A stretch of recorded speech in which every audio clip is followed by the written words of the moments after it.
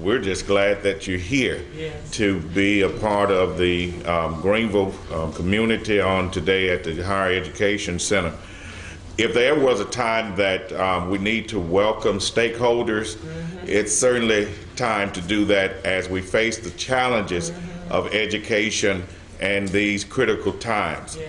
It seems and it appears that education is constantly being under the microscope, and that's a good thing when you have a group of people who are really genuine about student achievement. However, I want to encourage you as you participate in your discussions to really think about why we exist, what we want for our children, how we plan to roll out an implementation plan, setting our strategies, our goals, but be relentless. Yeah. Don't give up.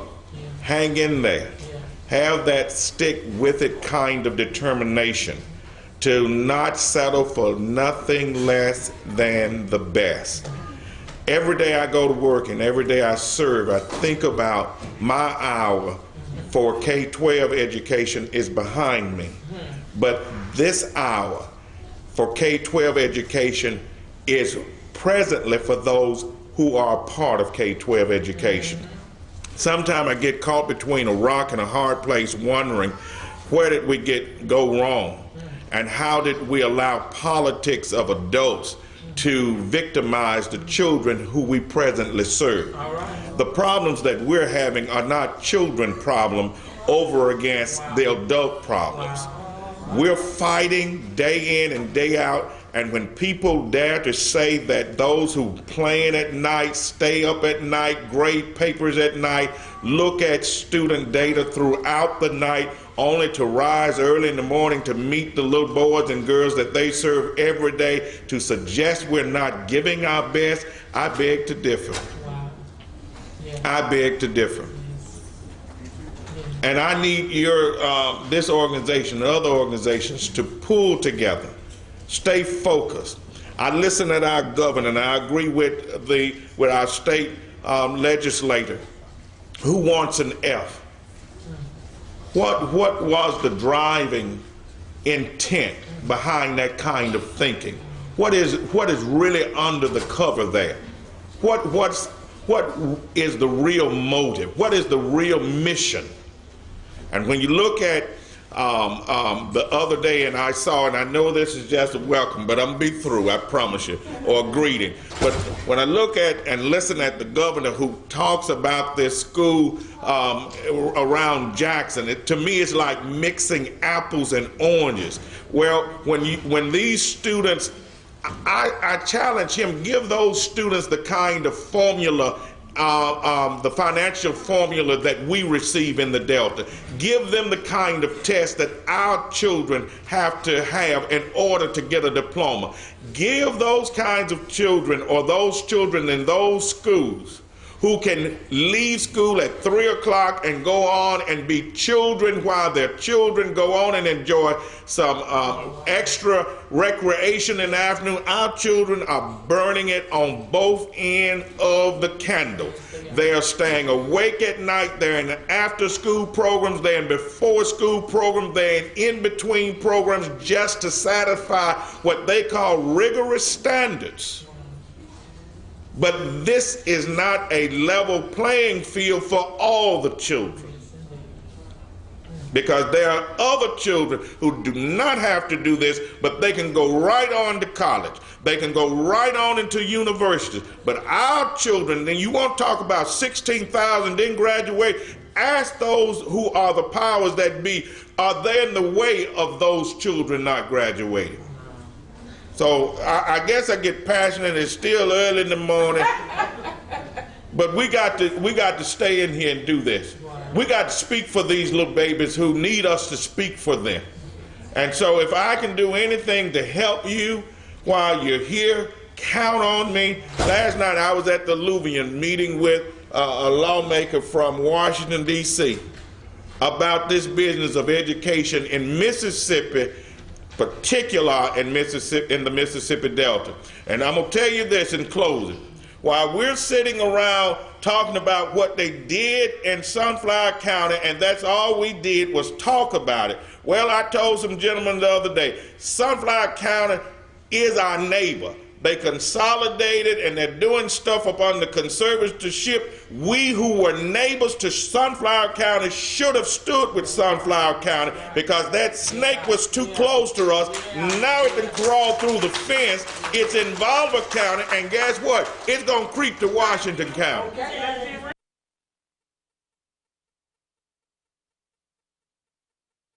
Because we want to cross-examine this child's a right.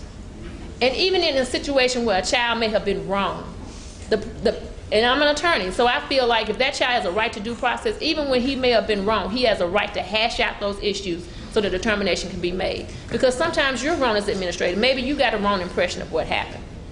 And so even when they're wrong, if it says they have a due process right to a hearing, well, by golly, they're going to get their hearing.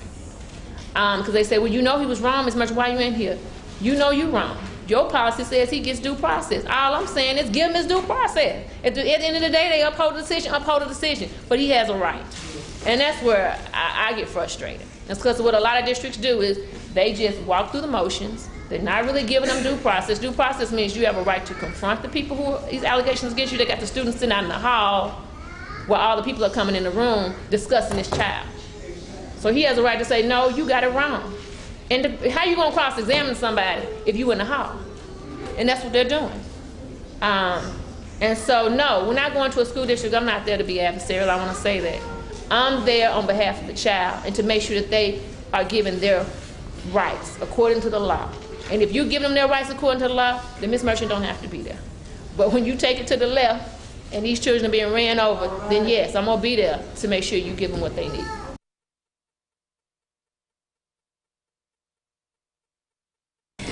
Okay. When we talk about push out inside of our school, and Ms. Merchant said as a student, as a young person, you need to know your rights. And oftentimes, well, she talked about challenging and being able to speak up, but inside of a school district where for so long people have done things their own way, when students begin to speak out, the adult feels that their power is being taken away. And DSC is having nationally a week of action, and today actually starts it off. And during this week of action, students, a lot of attention is called to suspensions and push out all across the nation. But it's not just something that happens this week, but it's year long, where you're getting suspended for the wrong color belt, you're getting suspended for, I know one principal says, if you make below a 60, he has this slogan, take the wood or go to the hood. So you have one option, get a paddling or go home. And so I began to interview students for this week of action to get their voices heard. Their main problem was they don't care about us. You know, you have some people who care, but for the most part, you going to school every day and having this same person tell you that you're not going to make it. I asked them, do you feel that by the time you graduate, you'll be successful and ready for college? Honestly, they said no.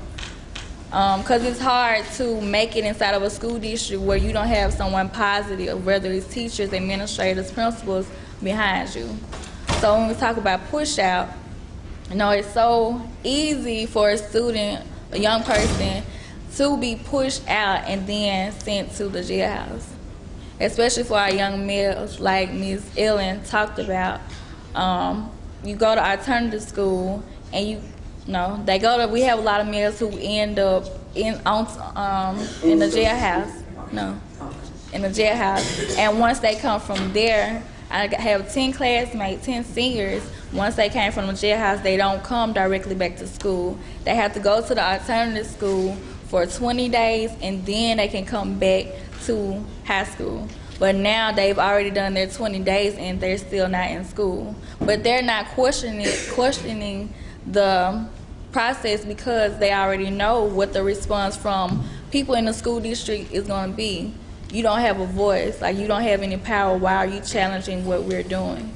So it has to be this, and then they always say we need mutual respect. Like we're gonna respect you if you respect us. But so often, the adults inside the school district don't respect students as human beings. So what we say doesn't matter. But throughout this week, our voices have been lifted up to challenge this whole process of push-out suspensions, because so often we see a quick fix.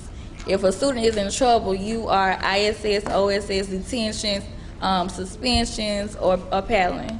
None of those options actually help us, but they are quick. And we ask people in the school to sit down and think about ways beside these alternatives to helping us.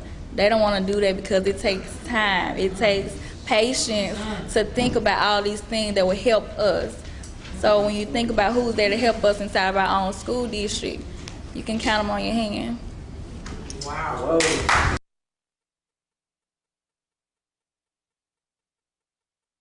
Children with disabilities, the problem is it's twofold. First of all, a child with a disability, a lot of times the school districts I found that I go into don't have the resources set up to address that child's need. I was in Yazoo just fighting because my student needs a paraprofessional. They just refuse.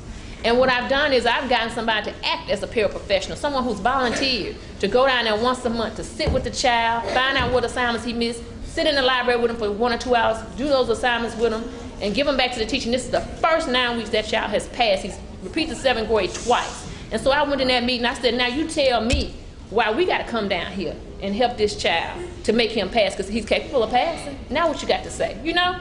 And those are the things I'm dealing with. We shouldn't have to come down, and this is what they're supposed to be doing, especially with a child with a disability. And so what I want to say to parents and to students is, anytime there's an issue where you're in trouble or where somebody has suspended or expelled you and you think something's not right, I always understand what your rights are. And I always challenge it, because the problem is they so used to doing what they want to do for so long, nobody has challenged them. They don't know what to do when we walk into a room. All of a sudden, somebody's challenging what you've been doing for 20 years. Well, just because you've been doing it for 20 years, don't make it right. Thank you.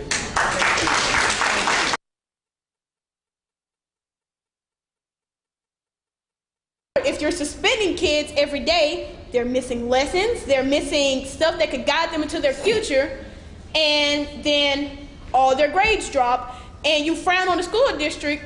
It's them that did it, you kicked them out. You frown on the school district like, what are y'all doing wrong?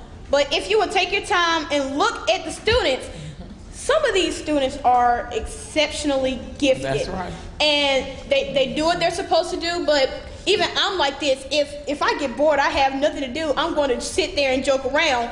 But at least I'm getting my work done, and then it becomes a problem when I get suspended for sitting there and doing nothing. What else am I supposed to do? There are some students that are faster than the other ones, so you have to give them stuff upon stuff so that they don't just sit there, so you can give them a reason to be suspended. Most of the problems that are with the students originate in the classrooms, and the teachers do absolutely nothing about it. Like, if a student comes in, let's say they're sleepy this day, and they fall asleep in your classroom. Okay. You're going to be quick to tell them, we don't sleep in this classroom, get out. Well, maybe if you pull the student to the side, why didn't you sleep that night? It could have been something like, well, I had homework assignments, and I couldn't finish them, so I stayed up all night and did them, which is the reason why I'm sleepy. But you didn't take that step, and you just automatically kicked them out. How are you benefiting that student by putting them out of your classroom? It is not helping anybody anyway. And so you have to sit down and you have to read the handbooks or the policies that the students, the districts hand out. Because even if you have these rules set up in the classroom, first I'll tell you what you're doing wrong, then I'll call your mother. Most teachers completely skip rule number 1. They don't even tell you what you're doing wrong, just get out. Well, if you would take your time, sit down and read it, you'll find out what's really wrong with these kids, because all the time it's not Last night I was selling drugs, so I'm sleepy this morning. Can't blame the kid for that. Okay. You have to sit down and ask that student what is going on before you just jump to conclusions and automatically say, this child is a gangbanger, I want nothing to do with you, get out of my classroom. It is a waste of everybody's life. So what I'm basically saying is we need to sit down and you guys need to sit down and talk to your students before you just automatically disregard their lives, because some of these students they're going to be the biggest jewels in the world, and you just help waste their lives. Wow. So help the students. Wow. Help the students.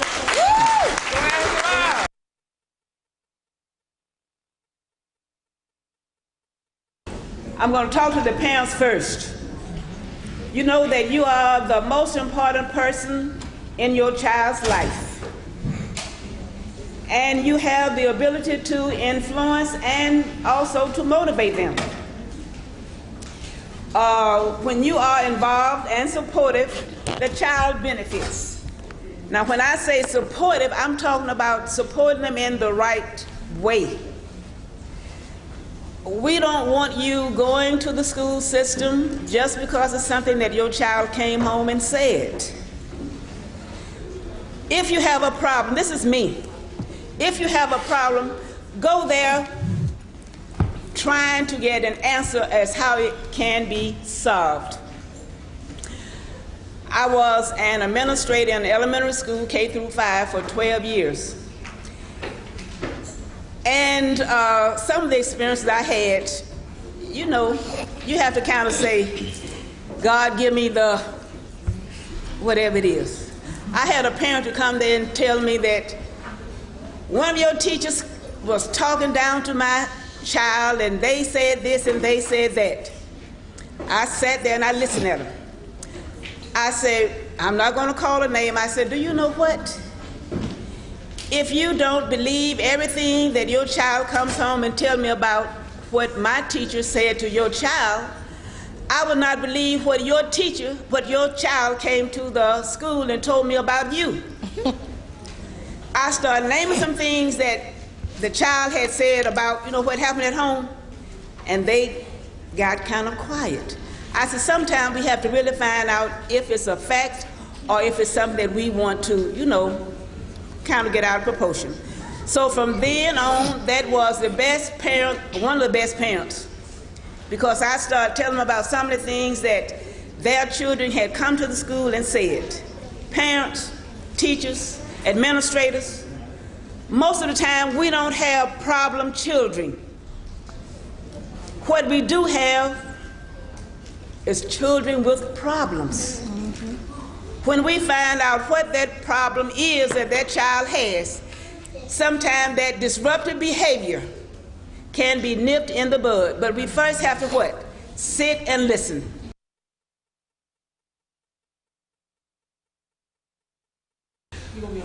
You have A, B, C, D, F, F, F. Keep that in mind now.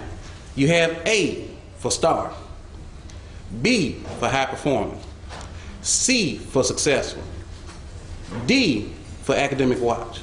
But then you have 3 categories that are all grouped. We took 7 and pushed them down to 5. We got 3 categories that are F's. And if you put that state model, which has an ultimate objective in mind, and put that same classification side by side with the federal model, what we're sending to the feds, it looks totally different. That same school that's an F on the state model, if I put it on the federal model, it can be a high reward school that's meeting its AMO, meeting AYP. Therefore, it's rated by the feds as being a successful school. But when I look at my state model, you're telling me it's failing. That's right. 2 different objectives. First objective is, well, I ain't gonna touch that one. I'm gonna let my state legislature talk about that one. But the federal objective is for the state of Mississippi to be competitive in competing for race to the top funds. So they want to show the feds how good we're doing, but then they want us to believe on the inside how bad we are. That's right. Last but not least, Roughly, the United States of America has about 14,800 school districts. Out of 14,800 school districts, you have roughly 420 that are African American led. Out of that 420 that are African American led, whether it's male or female, you have 44% of those being located in Mississippi. 44%. I want you to go home for yourself, look at your data, and see what school districts are being taken over. Okay, y'all have a great day. I'll be here to look forward to it.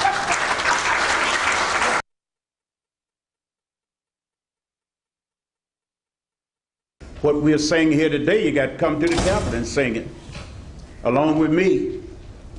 You can't stay here in the Delta and make things happen right.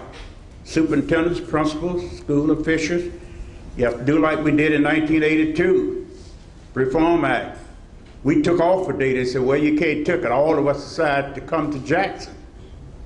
And we got the 1982 Reform Act the way we wanted it. So you're going to have to come. You make a difference when you come to the Capitol and look down on the 52 members of the Senate and what they are doing. It makes a difference. So you're going to have to come there. You're going to have to say to you, you're going to have to act maladjusted. You know what I mean? For justice. It's not going. You can't stay here and pitch a pity party and say what ought to be done. I know the odds are against us. They've always been against us. Nothing new. Let's stay focused. Let's stay focused. And we're going to, the song we sing, we got to sing them again. We got to march again. We got to do all these things over. Because we got some folks there that run in the Senate, some of them, and Tolleson, a turncoat. And you got a lot of people that you support in influence districts who are white that come there and vote with the doggone Republicans. And you don't even know who they are. They come back and shake your hand and tell you they knew your grandmother and your father and all that, how nice they were and all that kind of nonsense. Let me tell you, I served out of 15 members of the Senate Education Committee. Senator Hardin been ill all the year. I'm the only one serving on that committee. But I demand to be heard. That's right. Charter school, I holler more about charter schools, I believe, than anybody. And what happened, the superintendents talked to their legislators and got their head on right, and we defeated charter schools. That's how it got defeated. My point, after teaching 33 years in the classroom, I'm not going to sit there, even though it's 14-1. What I care? I've been in situations worse than that. I had to cry out. Cry out, and you had some maladjusted black folks trying to support charter schools. Not in the Senate, but in the House. But let me tell you, it's coming back again. It'll be back again next year. Let me tell you something about Senate Bill 2401. That's the charter school bill, came from the Senate. It's the craziest thing you ever heard of in your life. All right, the administrator of a charter school only had to have a BS degree in anything. Dog catching, whatever it is, you only had to have a BS degree. And let's compare it to the administration of the public school. You at least have to have above a master or ED in education. But the charter school, you only had to have a degree. Also, the teachers from the charter school, only half of them had to have a degree. The other half didn't have to have nothing. But in the public school system, that's right, every teacher must have at least a degree, certified teacher. And most of them master degrees in the field in which their concentrations are. But look at the difference. And these idiots want to push charter schools. And the point is, they're not qualified. I know folk can't read and write and think better than that. But that's what we're up against. And what the sad thing about it, ladies and gentlemen, that $9,000 per student, follow that student.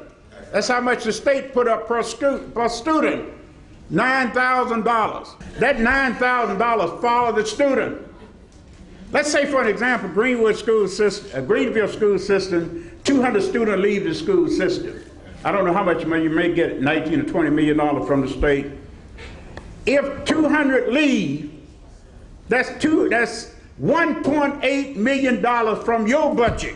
That's right. That somebody gonna come in for hire that would take away from the school system. Yeah, we got real problems, and I'll end there. But let me tell you, if you come to Jackson and stand with us, we can get them solved. Thank you.